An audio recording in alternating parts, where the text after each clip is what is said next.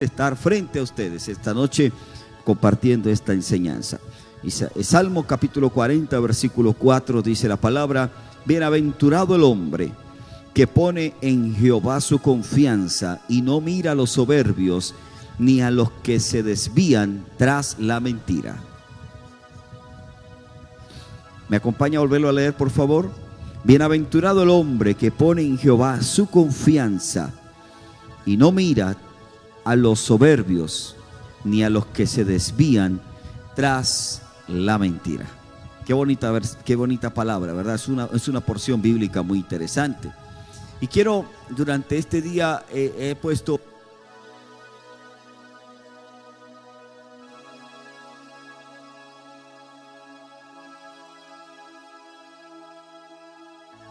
vamos a mirar durante los siguientes minutos. 2 semanas atrás he traído una enseñanza en los devocionales que han estado conmigo conectados en los devocionales de 8 de la noche. He estado hablando sobre las bienaventuranzas y tomamos el libro de Mateo capítulo 5 para hablar de 8 poderosas bienaventuranzas, tremendas bienaventuranzas, y bueno, desfragmentamos cada bienaventuranza. Hablamos de las bienaventuranzas allí, de aquellas bienaventuranzas como los pobres en espíritu, como los que lloran, y explicamos eso. No voy a tenerlo ahorita porque no es el caso, pero quiero hablarle de una bienaventuranza más.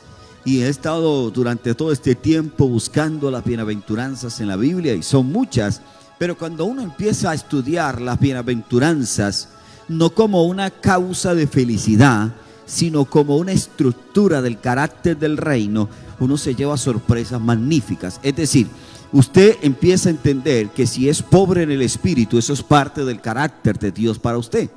Pero si usted empieza a entender que aunque usted sea un perseguido por causa del evangelio, usted también tiene parte del carácter de Cristo.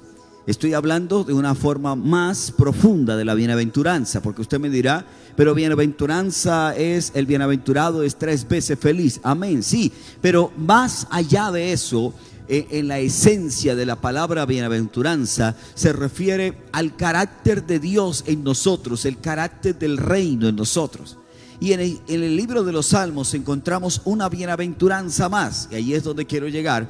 Y la bienaventuranza que encontramos es el que pone su confianza en Jehová. Aleluya. Poner la confianza en Dios. Ahora, si usted sigue leyendo todo el Salmo capítulo 40, es interesante poder descifrar lo que el salmista muestra allí. Pero el Salmo 40 nos muestra cuántas posibilidades hay para confiar. Por ejemplo, el Salmo 40 habla y dice que podemos confiar en príncipes, podemos confiar en gobernantes, podemos confiar, y mucha gente, por ejemplo, en este tiempo está confiando en la vacuna. Alguien me dijo: ahora sí estamos ya resueltos, la vacuna ya salió. Pero es que ya dijeron por televisión, pero hay que esperar cuándo llega la vacuna. Y usted no está dentro de los prioritarios en Colombia o en América Latina para la vacuna. Es decir, si usted pone la confianza en lo que el hombre puede ofrecerle, ese hombre tristemente le va a fallar algún día. De razón dice Jeremías. Jeremías dice: bendito el varón que confía en Jehová. Pero también dice: maldito aquel que confía en el hombre. Cuando yo empiezo a buscarle la sustancia a esta palabra confianza, puedo irme también a Proverbios capítulo 3, versículo 5. Y dice la Biblia: pon toda tu confianza. Proverbios 3, 5 dice: pon toda tu confianza en Dios y no...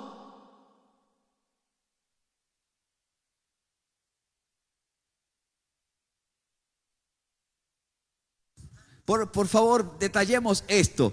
Pon tu confianza.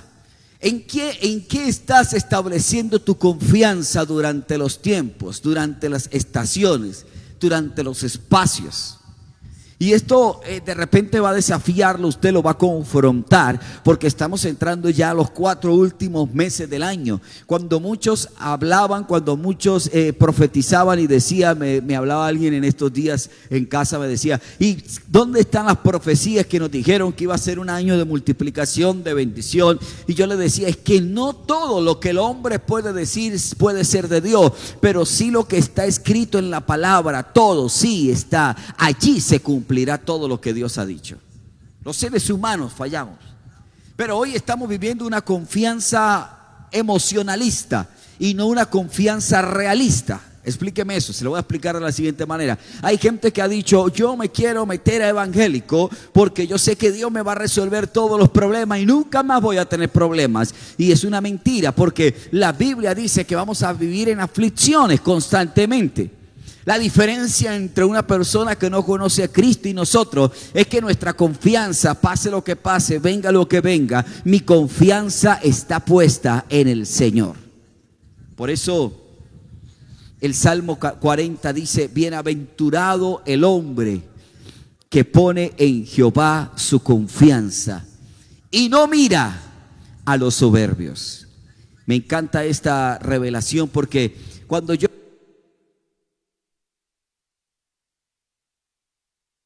caminos que al hombre le parecen derechos, y la Biblia me dice que los caminos de Dios son de paz y tranquilidad. Los caminos de Dios son caminos tal vez con pruebas, con dificultades, pero son seguros. El camino del hombre es un camino tortuoso, es un camino incierto, es un camino que lo puede llevar a la muerte. Hay caminos que tal vez nos están desviando del propósito y de la confianza de Dios.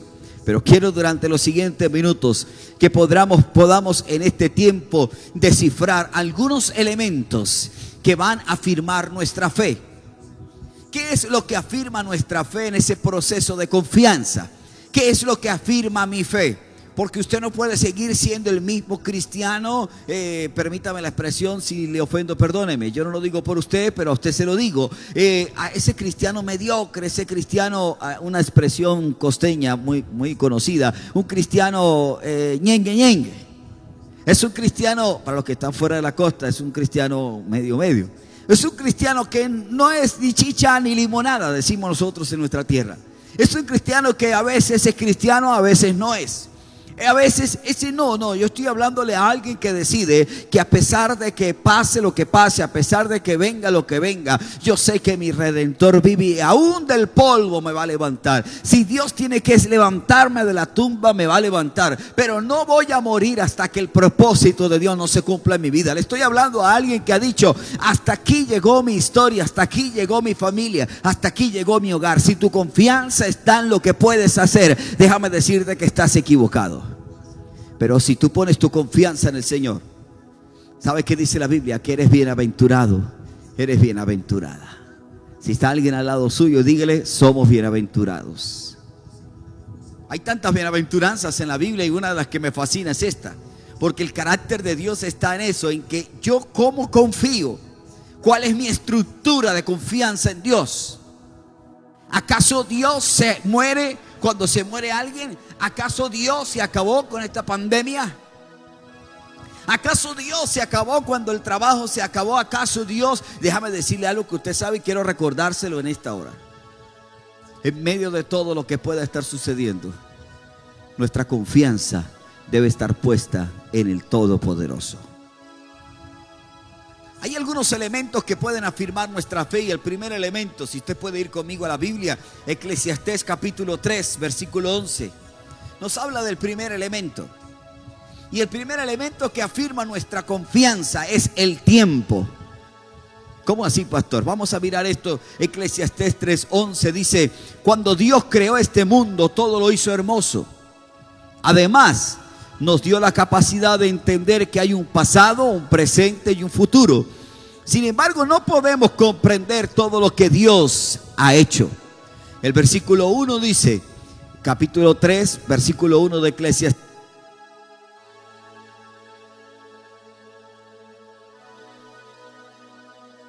Tiempo para abrazar, tiempo para abstenerse de abrazar.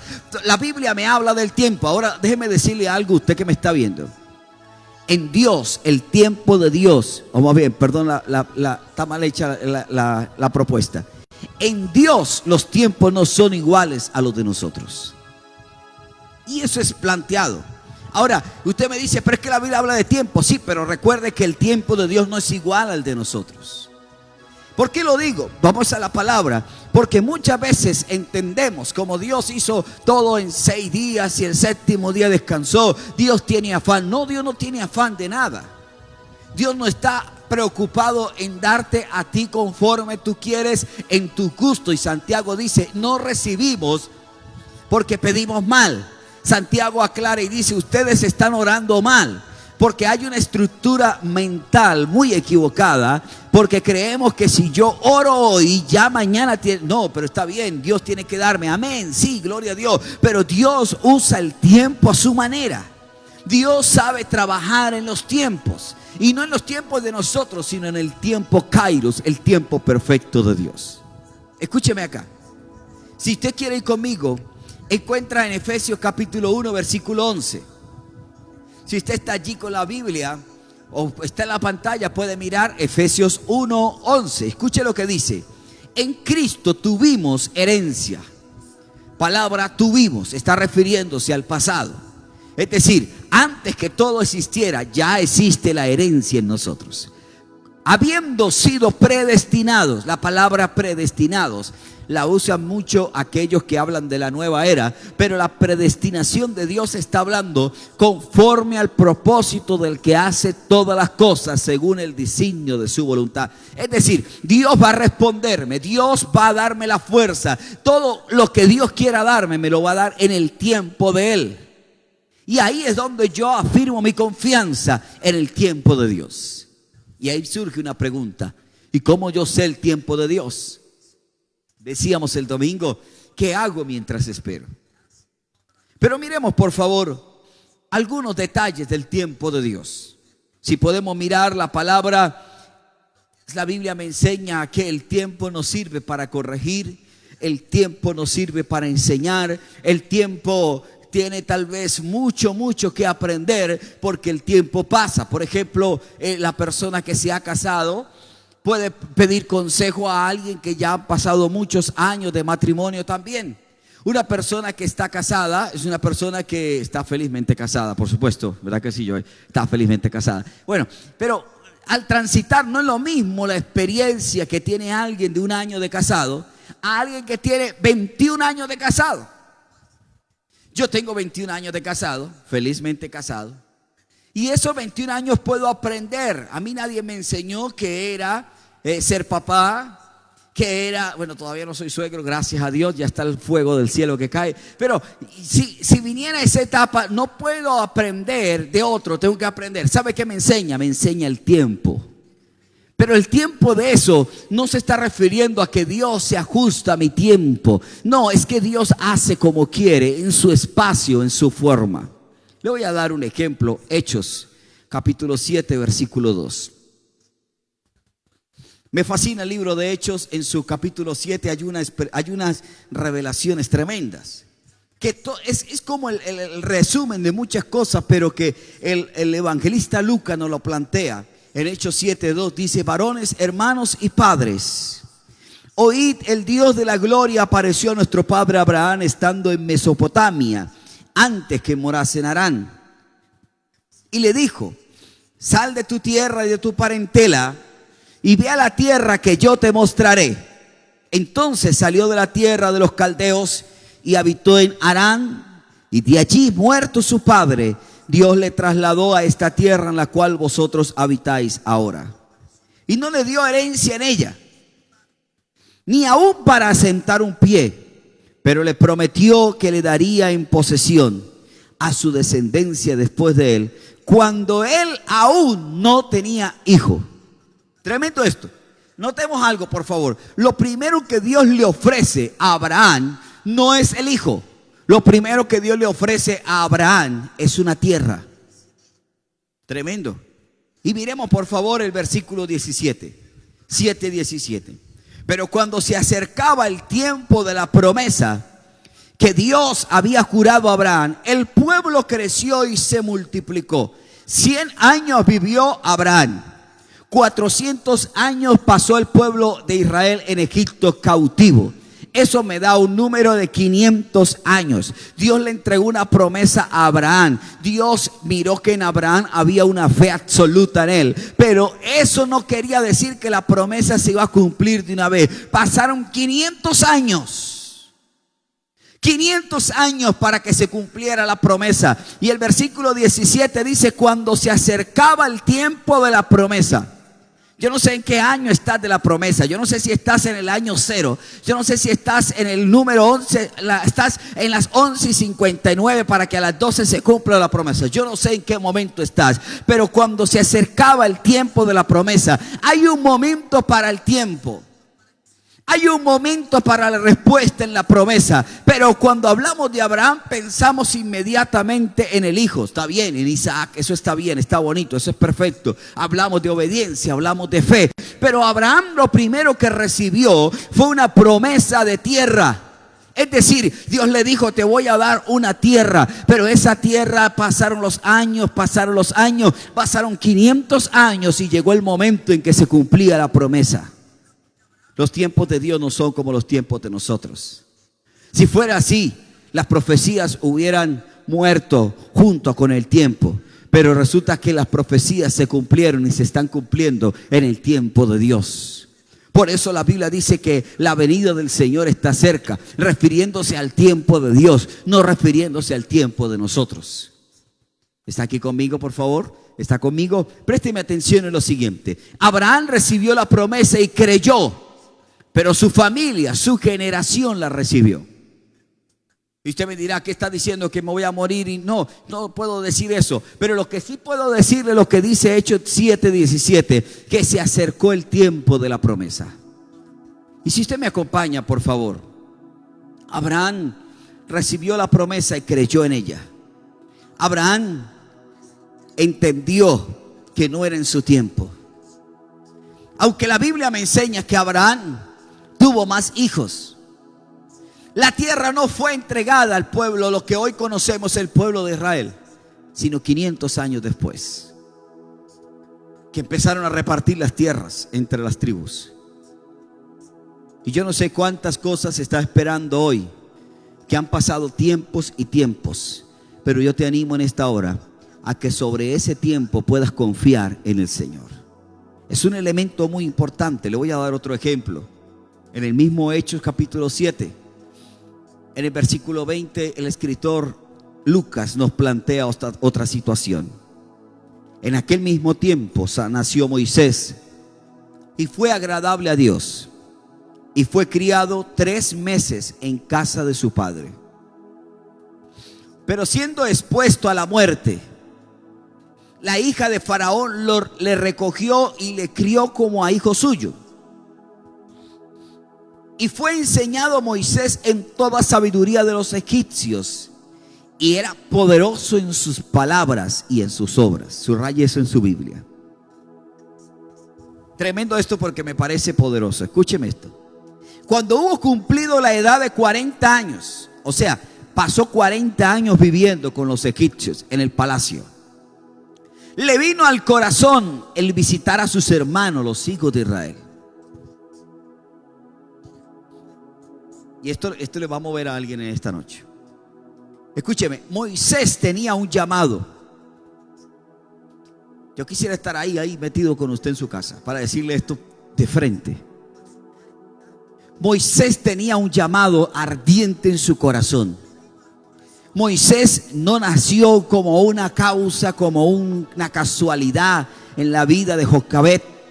No. La Biblia me enseña que desde el mismo nacimiento Dios guardó la vida de Moisés. Pero dice la Biblia en Hechos 7 que cuando hubo cumplido la edad, le vino al corazón, había algo ardiente. Diga conmigo, pero no era el tiempo. El hecho de que usted tenga un llamado, el hecho de que usted tenga un ministerio, el hecho de que usted tenga una promesa, eso no te quiere decir que todo se está. No, hay que esperar el tiempo. El tiempo. Y cuando hablo de esto me refiero Parece que estuviera hablando conmigo, pastor. Sí, es con usted, es conmigo que Dios está hablando en esta hora, porque queremos acelerar los tiempos. Versículo 24, estoy en Hechos 7. Y al ver a uno que era maltratado, lo defendió, e hiriendo al egipcio, vengó al oprimido. Pero él pensaba que sus hermanos comprendían. Note por favor esa palabra, él pensaba. Ay, ¿cuántas personas están pensando? Él pensaba que sus hermanos comprendían que Dios le daría libertad por mano suya. Es decir, ya Moisés sabía el llamado. Moisés entendía para qué Dios lo había llamado.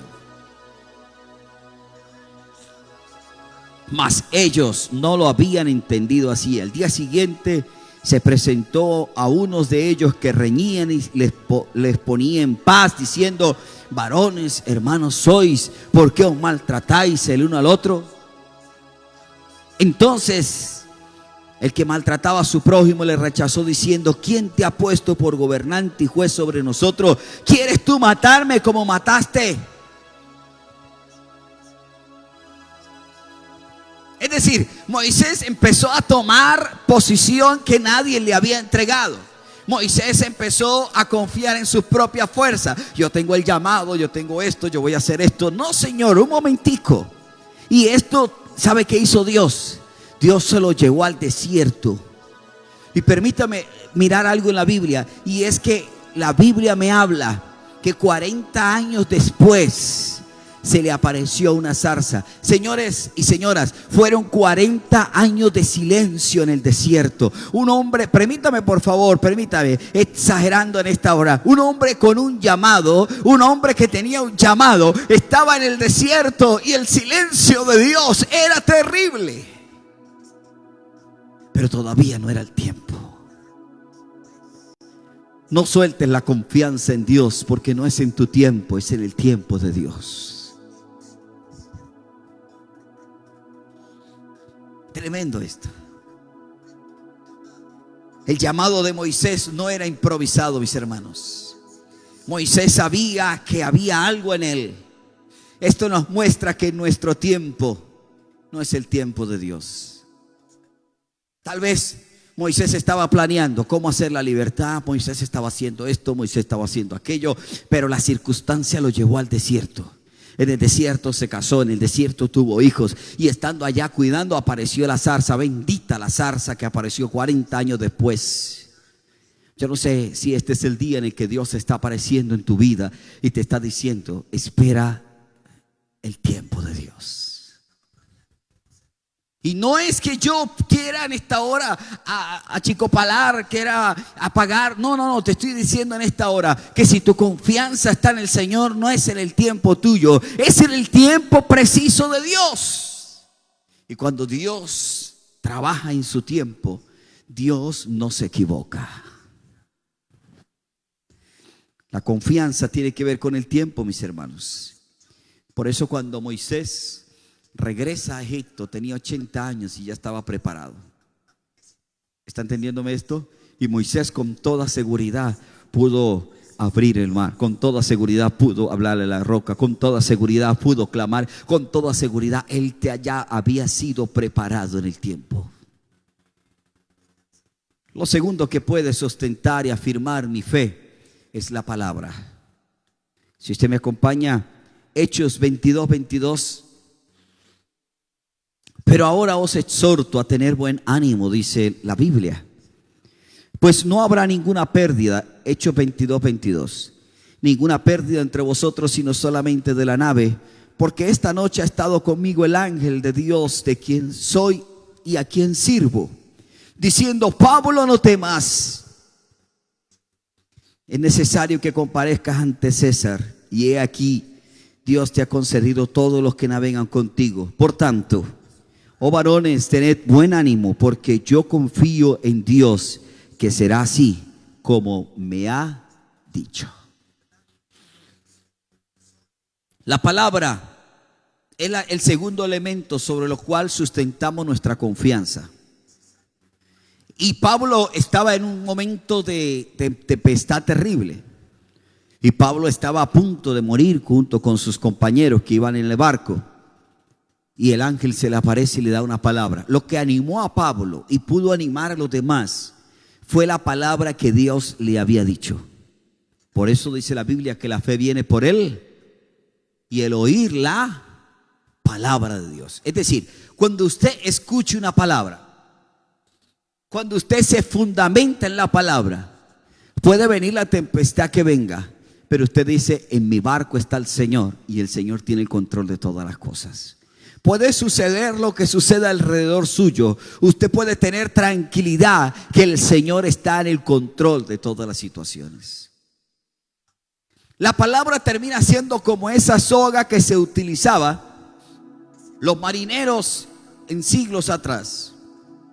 Cuando no había tanta tecnología, los marineros agarraban la soga cuando sabían que habían tempestades. Ellos tomaban las sogas y amarraban el barco de una punta a otra, de un extremo a otro. Y esa soga la amarraban 2 y 3 veces, en 2 y 3 dobleces.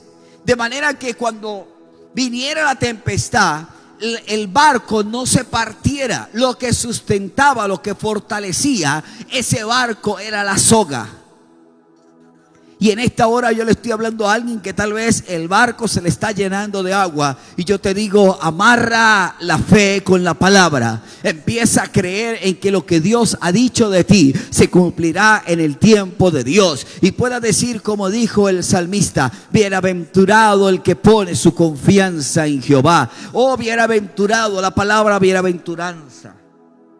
La palabra es la estrategia que nos sostiene en medio de la tempestad.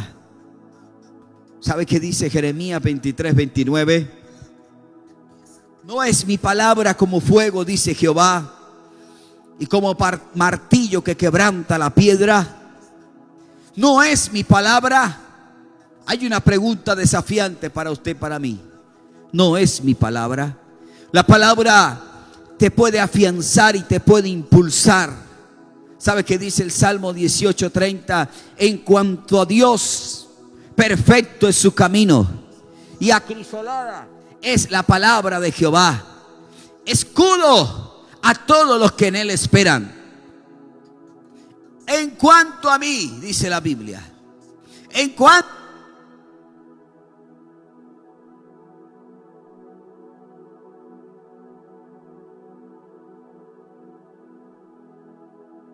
a todos los que en él esperan. La palabra es algo sobre lo cual yo me puedo afianzar.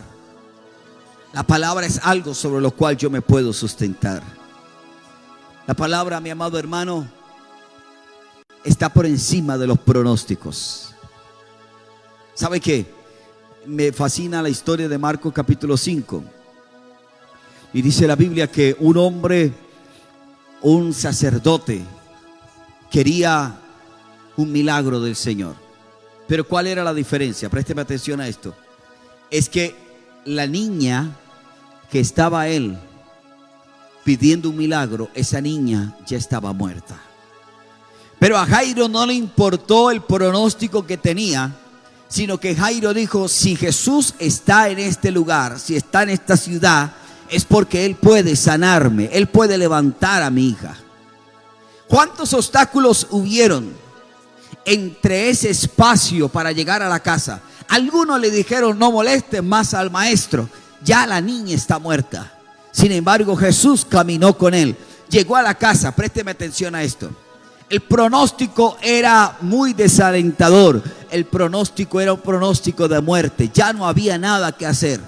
Pero Jesús llega y dice: la niña está durmiendo, estén tranquilos. Dice la Biblia que la gente empezó a reírse. Y dijo el Señor: por favor, sáquenme de aquí a todos estos incrédulos que lo que quieren es burlarse de esto. Permítame la expresión en esta noche. Escúcheme algo, escúcheme algo.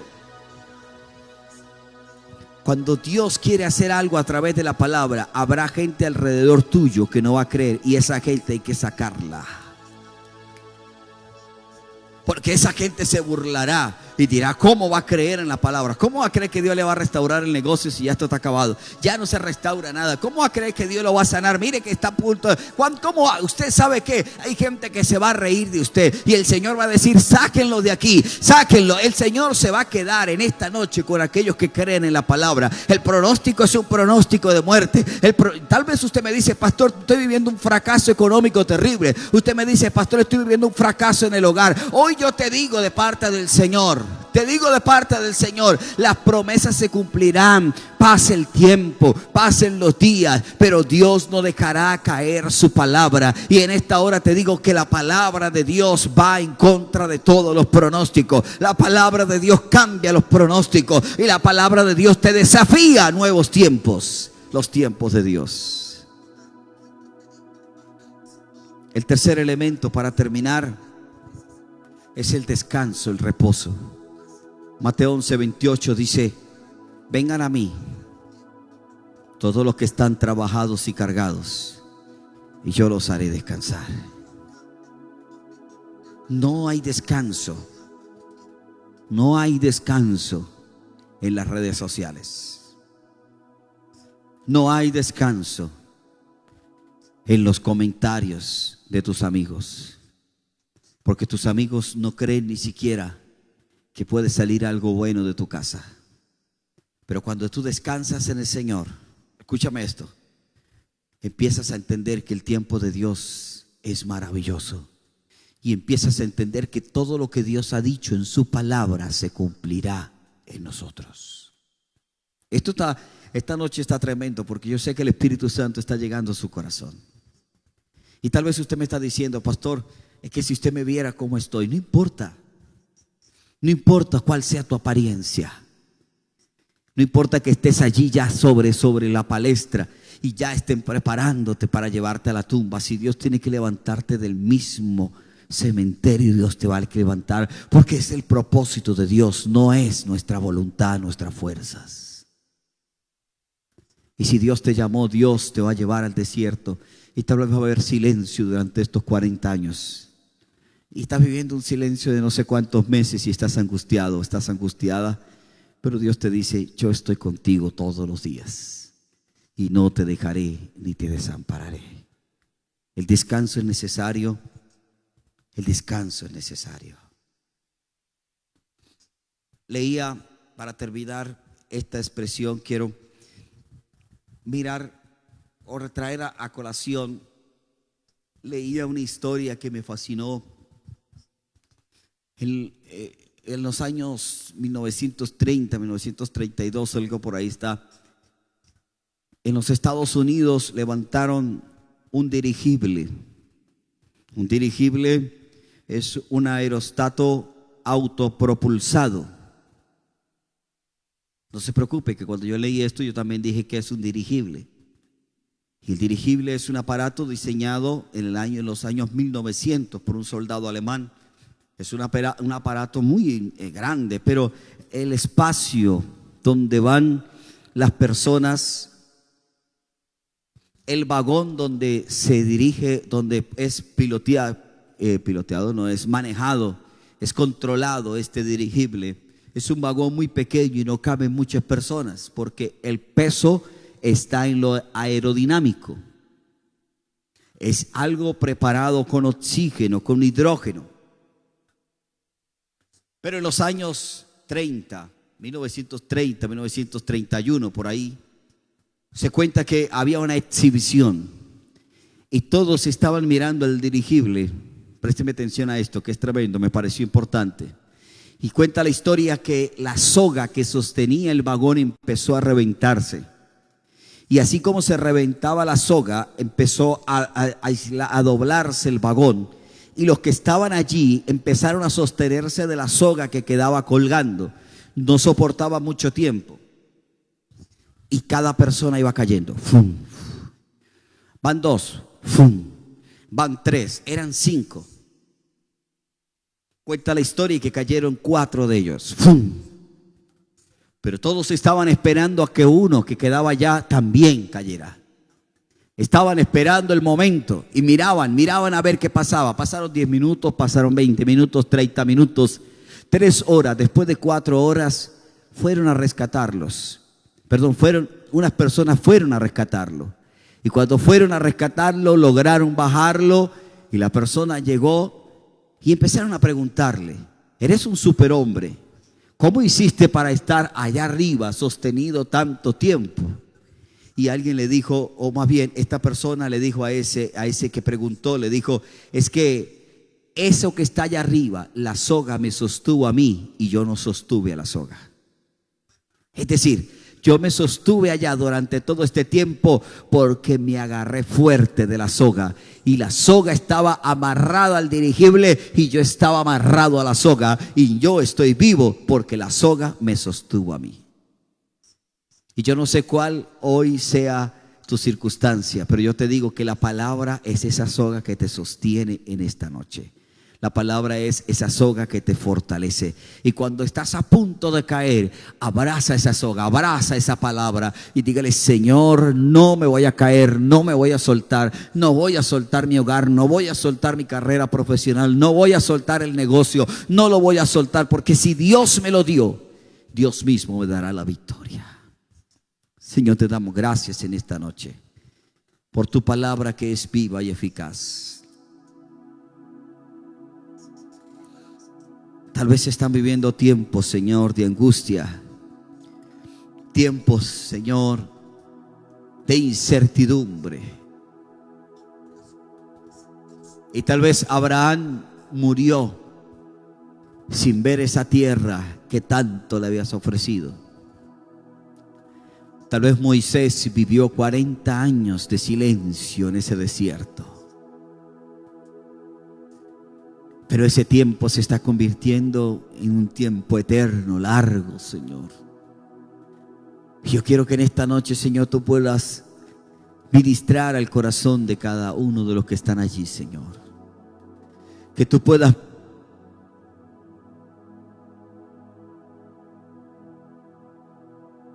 Señor, sea ese alimento que pueda sustentarles. Allí, Señor, en esta transmisión hay alguien que ha querido abandonarlo todo y que su confianza ha estado en el esposo o en la esposa o en los hijos, o su confianza ha estado en el empleo o en cualquier otra cosa. Pero hoy, Señor, te pido que tú puedas traer esa firmeza y que podamos entender que a pasar el tiempo, Señor, tus promesas se cumplirán. Y que tu palabra, Señor, es ese elemento necesario para afianzar nuestra fe. Y esa palabra, Señor, es como esa soga que nos sostiene. Pero también, Señor, esa palabra es lo que trae descanso a nuestras vidas. A esta hora, Señor, yo te pido que traigas descanso al corazón de cada uno de ellos. Descanso, Señor. Porque tal vez están viviendo momentos de incertidumbre. Pero cuando estamos en tu presencia hay paz, hay tranquilidad. Hay paz, hay tranquilidad. Solo en tu tiempo, Señor, yo creo en esa palabra. En tu tiempo, Señor, se cumplirá lo que nos has dicho. Pase lo que pase, el cielo y la tierra pasarán, pero tus palabras no pasarán. En el nombre de Jesús. Amén y amén. Gracias, mis hermanos, por estar allí atentos. Que la paz de Dios esté sobre su casa, sobre su familia. Bendiciones del cielo para cada uno de ustedes.